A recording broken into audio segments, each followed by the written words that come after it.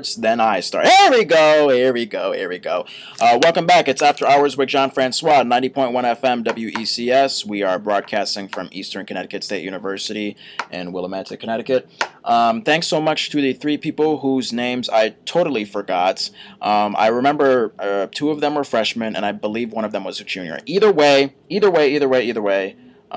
Two girls and one guy, and the one girl had to leave early to work on an essay, stole my ho-hos midway into conversation. I mean, why would you steal a ho like that?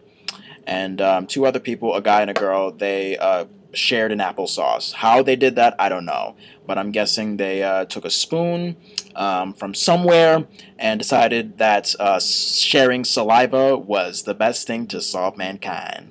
So shouts out to those three people. I don't have any more free stuff, but anybody who just wants to come by and chat with me for a bit, you're walking by campus, you're an insomniac with nothing to do, just like me, feel free to just stop by and we'll chat for a few minutes. I really don't care. I got nothing to lose.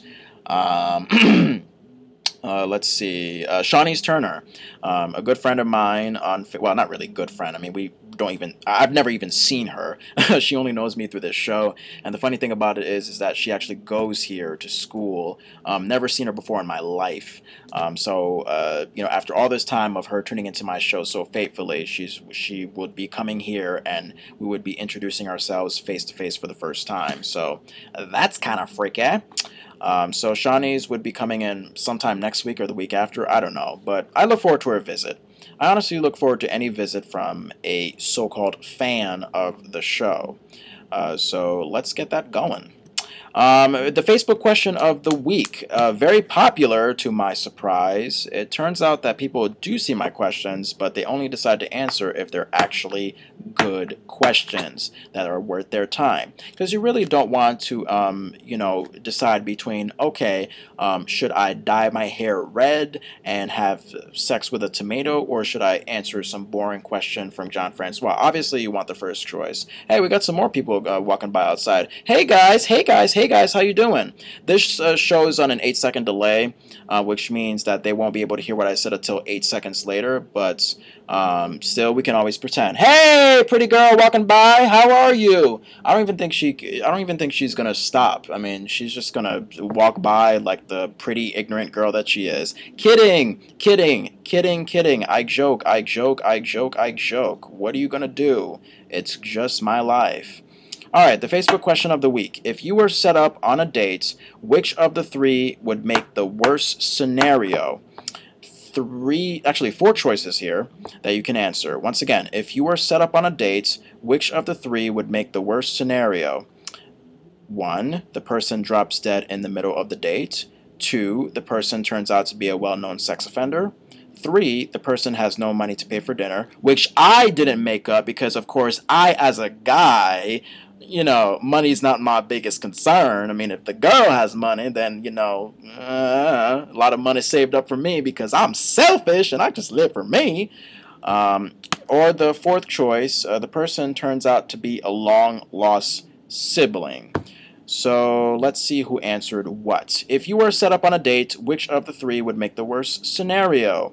For the person drops dead in the middle of the date. Thanks so much to Ashley, Andy, Julian, Reno, Cool Calm Kyle, Dean Owen, Fauchier, Melissa, Simon, Emily, Erica, Anthony, and Evan, my sweet old roommate Evan. Thank you so much. The person drops dead in the middle of the day. Now I can see how that would be a clear thing because you just don't want a dead person while you're trying to finish off your exquisite French falafel waffle. I don't know what the hell French people call their dishes, but I'm sure it's like, the petite du bon, or the du bon loto, or the loto douchebag. I really don't know. Either way, French people are weird with their dish names. If you were set up on a date, which of the three would make the worst scenario? For the choice, the person turns out to be a well-known sex offender. People who thought that would make the worst scenario. One of my other roommates, AJ Bonetti, Renee Jurin, Damon McToy, Shawnee's Turner, Martin Murdoch, Jody, Me and Shelby Killer, good friend of mine from TV Club and Newspaper Club. Thanks so much, guys, for answering that. Now, if you want to know why I answered that, and of course you really don't care, but I'm going to tell you anyway. I think, yes, the chances that it's going to be a female sex offender versus a male sex offender, yes, they're as low as the ground. I know that. But as far as a sex offender goes, I'm not keen to that. Now, you may think, oh my God, John, you seem like the stereotypical creepy pervert guy who just wants sex and that's it. Well, no, you're wrong. I'm actually a bit of a romantic when it comes to being in a relationship with someone or just casually dating someone. I like to start things off very, very slow, like legit. From the first minute I meet you till maybe a year or two later. Like, I just want us to be friends. I just want us to, test the waters. Maybe not a year. I would give it like a month or two tops as far as friendness goes. Maybe 3 months. I don't know. I mean, there's that whole, no sex for 3 months and then we'll have sex rule. I don't know who the freak applied that. But yes, a couple months tops of being friends, maybe playing some board games, going out for walks, going to the park, going to the movies, innocent, friendly stuff like that. And if that turns out to be something that fulfills my life in every way, then, we'll take it to the next step. And even if we do take it to the next step with the relationship and blah, blah, blah, I'm thinking based on my past relationship history that I may want to hold off on the sex part, okay? Now, obviously, it's been displayed out there on the air to my stupidity that I am not a virgin. And you know what? So are many other college students. Yeah, I would say that's my big regret, that I just, in my past relationships, I zoomed it as far as, oh, let's do this, let's do that, let's get freaky deaky, doing this with my hands. That's what I actually do. So my correction, if I do get into another relationship soon, is to really, really, really take it slow. And if that means possibly saying, hey, maybe no sex till marriage, if we do get married, just saying, then, I might want to consider that road. If it turns out that this person, as the question states, is like, oh my God, I'm going to sex you whether you like it or not. I'm going to rip off your clothes and burn them and just lotion up your body with my syrup. I mean, if it just turns out to be someone like that, then you're scared. I mean, even as a guy, I know I'm supposed to be the superior gender as far as, society and culture tells me. But guess what? I'm a weakling at heart. I mean, I've said this before. I'm a sugar cookie, like, inside. I'm not well adept to fight or defend myself in that way. So it would be a very scary, frightening, panicky situation for me, and that would probably scare me off from dating for a while. As far as the other choices, the person drops dead in the middle of the date. I don't really get affected as much by the sight of dead people as many other people do. Like, maybe it's one of those things where it's like, oh yeah, you say that, but when you're actually in the situation, yeah. But yeah, just, I'm sorry. The way I think about it, it's like, I hardly know you. We just met, so it would be very hard for me to get emotionally affected by you dropping dead. I mean, maybe, yeah, there'll be a brief moment of shock, but as far as like, oh my God, oh my God, oh my God, I've known him for 23 years, and like, there will be none of that because I just met you, like I said. So the death thing, it wouldn't be, that much of a big deal. And maybe that was what was going through Shelby's mind too when she answered that choice, about the sex offender being the worst scenario for her. So yeah, that's just my opinion on why I would think the sex offender thing would be the worst scenario if I was set up on a date. As far as the person has no money to pay for dinner, Jody once again answered, and she picked that choice. I don't know if that's really allowed, but whatever. Jody's a nice person. Don't necessarily agree with her political views, but whatever. Nice person nonetheless. And Lori Real Creole. She answered that option. The person has no money to pay for my dinner. That would make the worst scenario for Lori if she was set up on a date. I'm telling you, these gold diggers these days.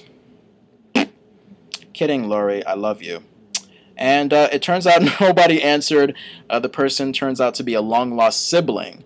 I don't think that's bad, really. At first, I was thinking, maybe kind of disgusting, but as long as it's, the first date and you haven't really gotten to the sexual part yet, or even kissed. I mean, if you were just casually talking, eating your filet mignon, over whatever, uh, yeah, it's. I mean, oh my God, you're my sister. Oh well, God, thank God that we didn't, shack it up tonight. That's all you can really say. I mean, you can do that whole family reunion excitement bullcrap, like, oh wow, whoa, how long has it been, and blah blah blah. But as far as just being disgusted and like just wiping sibling germs off you, not necessary if you haven't gone to third base, as they would say. So yeah, I guess I can see why people didn't really find the long lost sibling thing a bad idea. All right, so that's the Facebook question of the week. If you were set up on a date, which would make the worst scenario? The person drops dead in the middle of the date. The person turns out to be a well-known sex offender. The person has no money to pay for my dinner. I believe I've stated all the names of the people that have participated in this question. Thanks, guys, so much. I really, really do appreciate it. Let me see myself on the video bowing down to you in very much thankfulness, because I guess I just want to see myself being nice, because I'm just that self-centered. Yeah, most of you who probably see this video are just thinking, what the hell kind of Xanax, Viagra, druggy thing is he on? And all I can say to that is the best kind. I'm on the best kind of Viagra, Xanax, whatever. No, to the interest of keeping radio morale, I will say that I'm not on drugs. I'm just naturally energetic at this late hour. I don't know why. Just came back from a first read-through from a show that I'm doing here at Eastern, Last Days of Judas Iscariot. I can get to more of that later on as far as discussing it, because honestly, there's a lot more stuff that I'd like to get to. Namely the Kristen Everett interview. I don't know if I'm going to get to that. Because there's so many other things that I have to get to, and the interview wasn't that great anyway. But no, Kristen was a sport. Kristen was a sport. It's not like she was in my room just for nothing, all right? So I'm still gonna freaking play the interview for you, Kristen. Just hold on, all right? Just freaking hold on. All right.